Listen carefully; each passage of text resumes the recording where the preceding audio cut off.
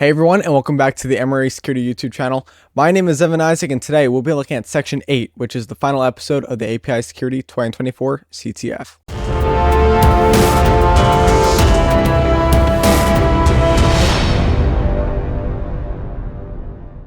So in this episode, we'll be looking at Mu API. There are three challenges. The first one is data-driven discovery. Turns out the pentest report was never actually read by the mages. Typical, but it's not like anyone can actually get into our systems, right? The report is pretty vague, and we have a target URL here. So let's access this URL and see what we have to work with. We can see there's not really a ton of information. There's just a lot about, it looks like this is a musical API that we're going to be working with. There is a sign up page and as well as a login page. So let's see if we can sign up and see what we have here. So let's quickly put on Burp. So we'll head on over to Burp Suite. Load this up. Alrighty, so we have Burp Suite set up. Let's head on over to the open browser and let's just paste in the exact same URL into our Chrome here. So we could just put in something random. So we'll do like admin.com. We'll do test and test. See if we can register an account here. It doesn't look like it's working. Let me try something a little bit more advanced. So password 123 bang, password 123 bang. And it doesn't look like it's actually doing anything. So we will not worry about that. Maybe we could try to log in. I don't know if there's maybe a user enumeration that we have to work with. So let's do login, and it doesn't look like anything happens there either.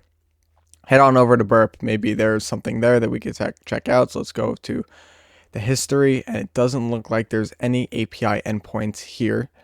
Maybe there's something inside of the JavaScript. If we go over to the JavaScript, we can see that nothing really gets pointed out. Maybe if we look up, /API, something shows up. And it doesn't look like anything has to do with the API over here either, so we're not going to worry about that. So not really many options at the moment. Again, we didn't see too much happening within this website, so we may have to do directory brute forcing. So ForexBuster allows you to do directory brute forcing recursively. Unlike GoBuster, you can do either one. Just ForexBuster is a little bit more advanced in that sense. So we could do tac URL, and we'll paste in the URL here. Again, let's remove this, and we'll also do a tac w for word list, and we'll do user share word list. We could do derb. Maybe we'll just do common.txt to start.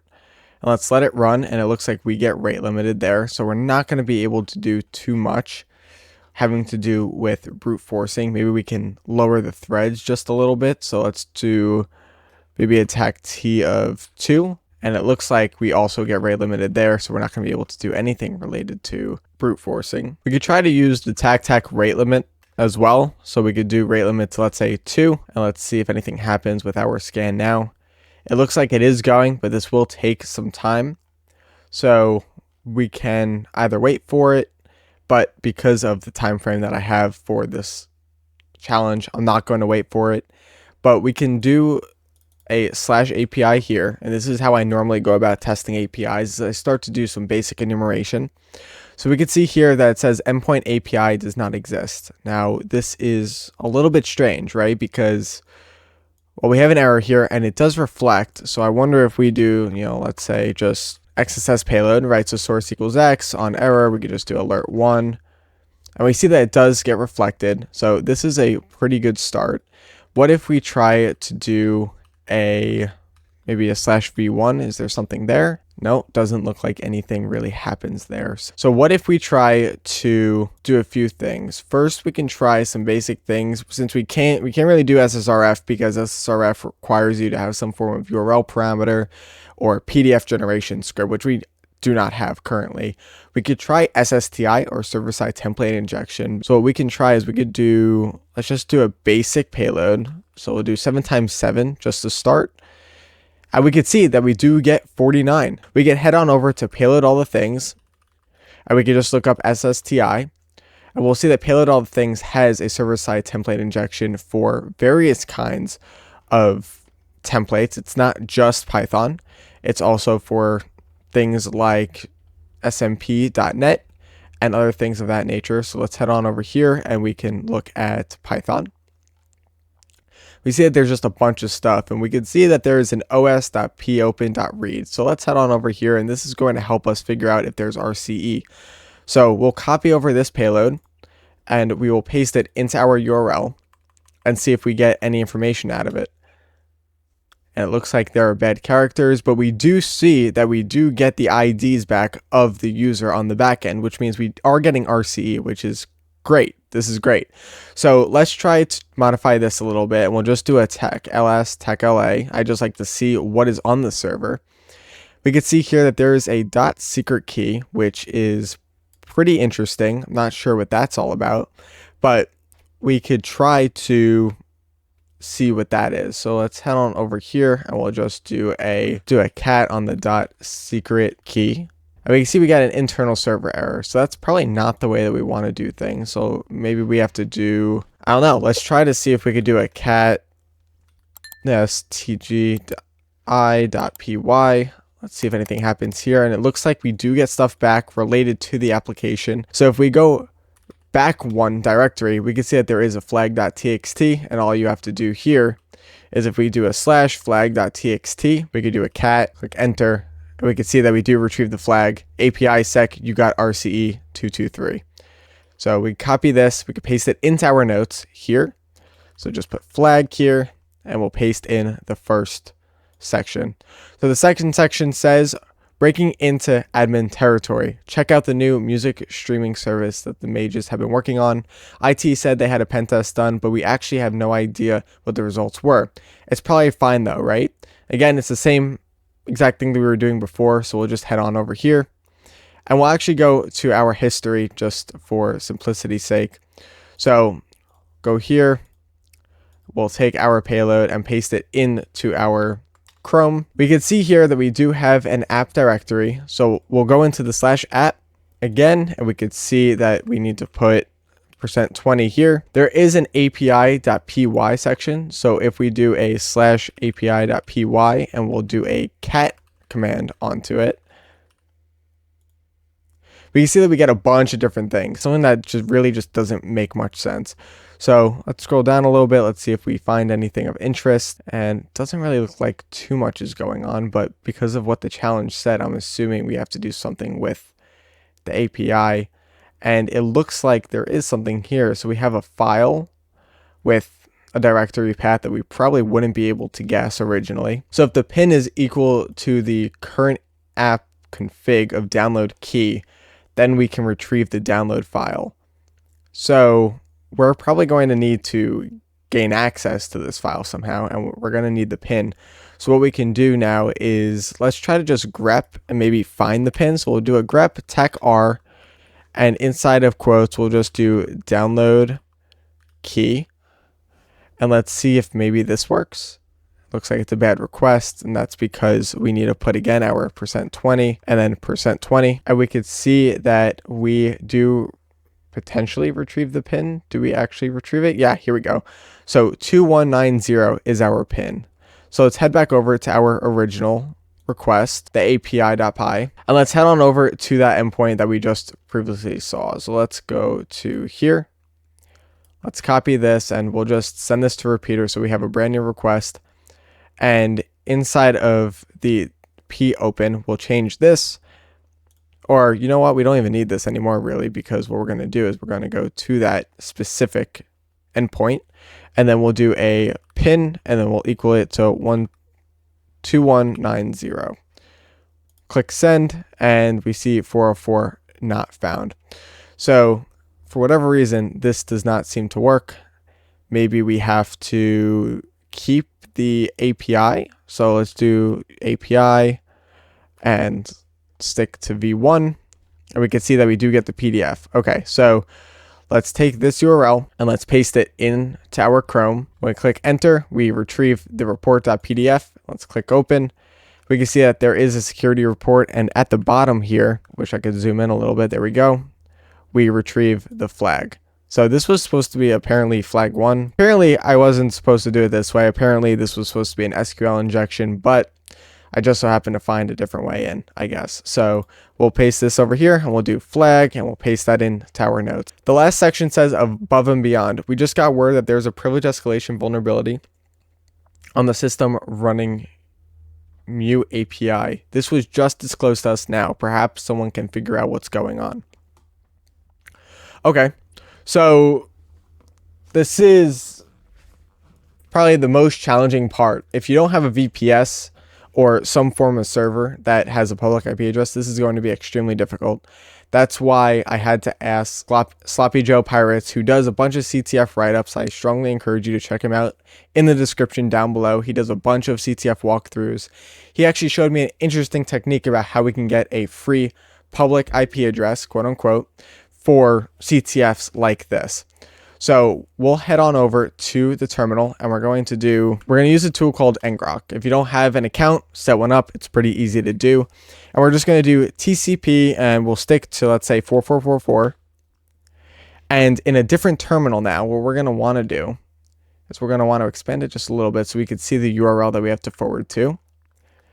And we're going to do NCL BMP 4444. Essentially what's going to happen is we're going to take this TCP, we're going to run a reverse shell on it to receive a shell, and it's going to forward any of the traffic from this to our local host, giving us the ability to have a secure connection. So what we're going to do is we're going to go over to revshells.com. So we'll head on over here, we'll go to revshells.com, and here's a fantastic place where you can find a bunch of different payloads to use when it comes to rev shells, and we'll just modify our IP address. So our IP address isn't going to be our local host, it's going to be this TCP link here. So we'll just paste this in, and we'll also paste in our port, which is this right here, 16831. So we'll take that port, do that, and we will use our burp suite. Actually, no, we're not. We're not going to use burp suite just because there's going to be a lot of headache when it comes to the %20. So we'll just come back to the URL, paste it in, and we'll click enter. After a few seconds, you should see that you now get a shell. So if we do who am I, we can see that we are user on the box. We could do an IPA just for clarification, and we could see that we are on the box itself.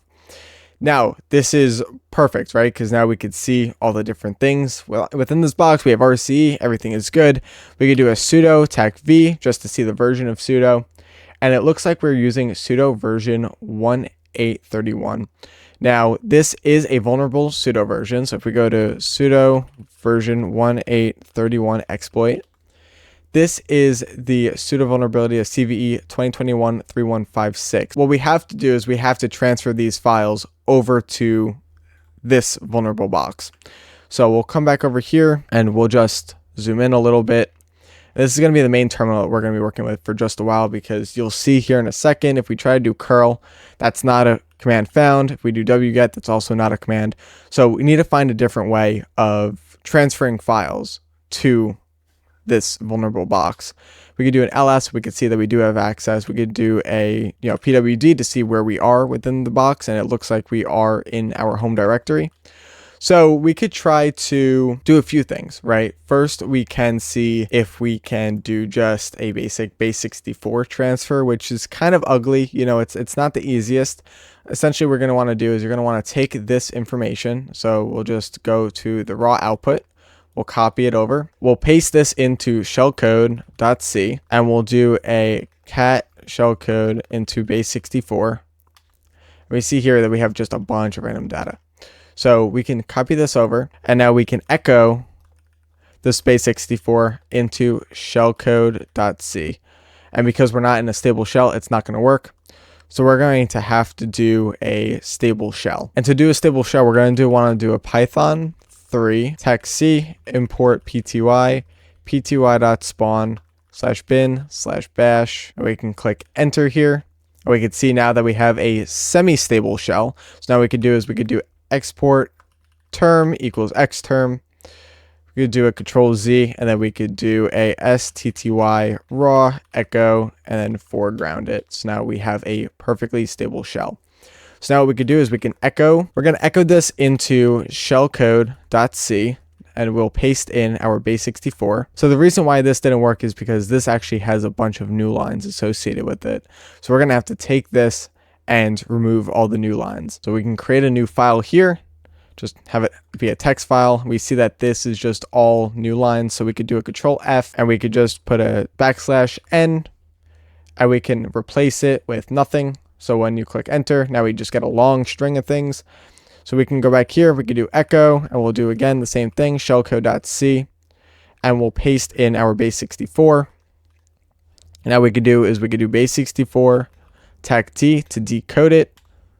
And if we do a shellcode.c, we see that we transferred the file successfully into the vulnerable box. And we're going to do this for each section. So now what we could do is we can now see if this does work. So we'll do just make, and it looks like it did. We could do an ls, and it looks like there is the exploit script. So now all we have to do is a /exploit, and we can see that we are root. Who am I is root. We could do an ls to see where we are. So pwd, looks like we are still in the home directory. So we can go into cd root ls cat flag.txt, and this is the final flag of the CTF. So let's copy this and let's paste it into our notes. And that's all for this series, everyone. If you did enjoy it, please like and subscribe to the YouTube channel. It helps me create more content having to do with web application security as well as API security.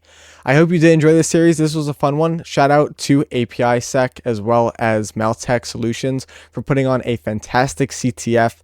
If you do want to have some action with the next CTF that's happening May 21st, be sure to check out the description down below to register for the API SecCon 2025. Please, if you have any questions, feel free to drop them in the comments down below, and be sure to join the API Sec University Discord. I'll be on there. You can chat with a bunch of the ambassadors and community. Help yourself grow within the API security space. Other than that, please like, subscribe, and I'll see you in the next one. Take care.